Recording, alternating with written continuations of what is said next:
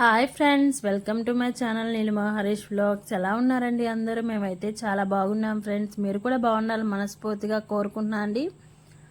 ఈ వీడియో వచ్చేసి నిన్నటి వీడియోకి కంటిన్యూషన్ అనమాట. నెక్స్ట్ డే అండి, ఇది బుధవారం రోజు వీడియో అనమాట.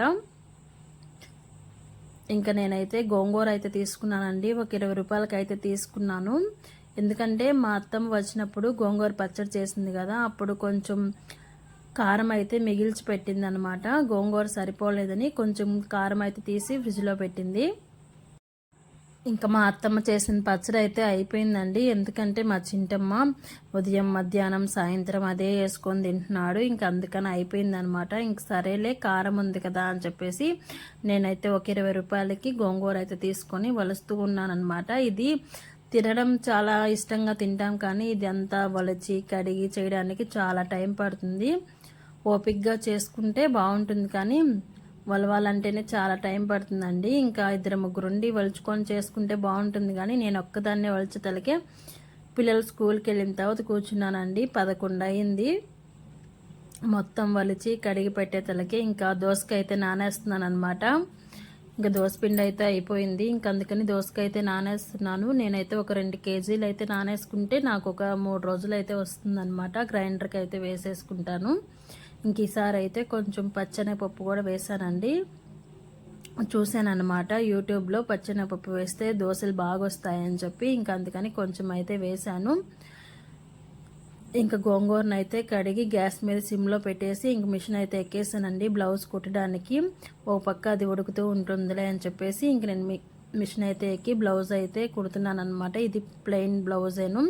అది ఉడికే లోపు అయితే కుట్టేశానండి. ఇది ఇంకా మధ్యాహ్నం అయితే ఏం పని లేదండి. ఇంక ఉదయమే లంచ్ బాక్స్ ప్రిపేర్ చేసేటప్పుడే నాకు కూడా అన్నం వండేసుకున్నాను అనమాట. ఇంక ఈరోజు అయితే మా వారు మా ఇంటి దగ్గరే, మా అమ్మ వాళ్ళ ఇంటి దగ్గర కరమంత్రం ఉంటే అక్కడికైతే వెళ్ళాడు. ఇంకా మా ముగ్గురికే కదా అని చెప్పేసి నేను బెండకాయలు ఉంటే బెండకాయ బజ్జీ చేశానండి.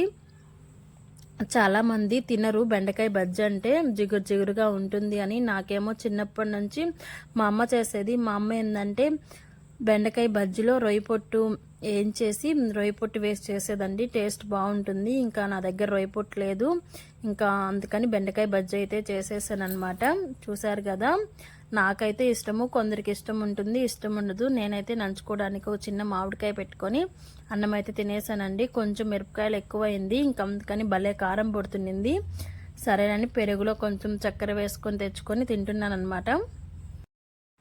మీలో ఎంతమంది ఇలా పెరుగులో చక్కెర వేసుకొని తింటారనేది కింద కామెంట్ సెక్షన్లో కామెంట్ చేయండి ఫ్రెండ్స్. నేనైతే ఇష్టంగా తింటాను. నేనే కాదండి, మా ఇంట్లో అందరం తింటామన్నమాట.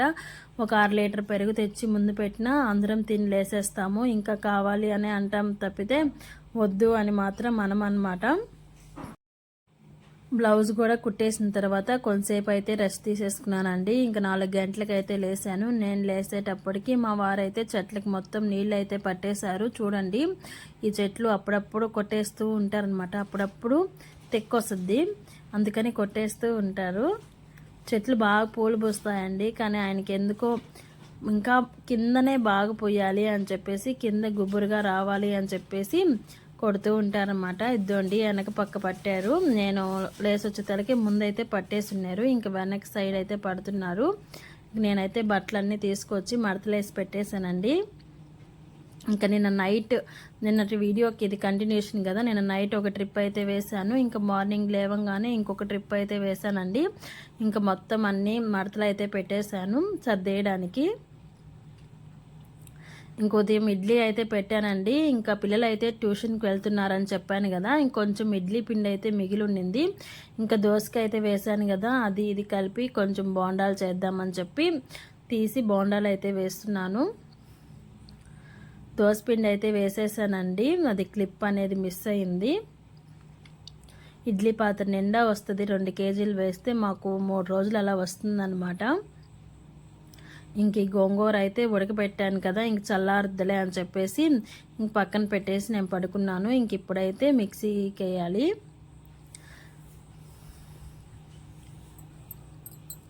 చూసారు కదా, బోండాలు అయితే ఎలా వచ్చాయో షేప్ అవుట్ అయిపోయాయండి. ఎందుకంటే దోసపిండి గట్టిగా లేదనమాట, కొంచెం నీళ్ళుగా ఉంది. ఇంక అందుకని మనకి బోండా గట్టిగా రాలేదు. ఇంక సరే మనకి ఇంట్లోకే కదా అని చెప్పేసి వేసేసాను. ఇంకా పక్కనైతే చట్నీకి అయితే వేయించుతున్నాను. చట్నీ లేనిదే అస్సలు తినరండి పిల్లలైతే.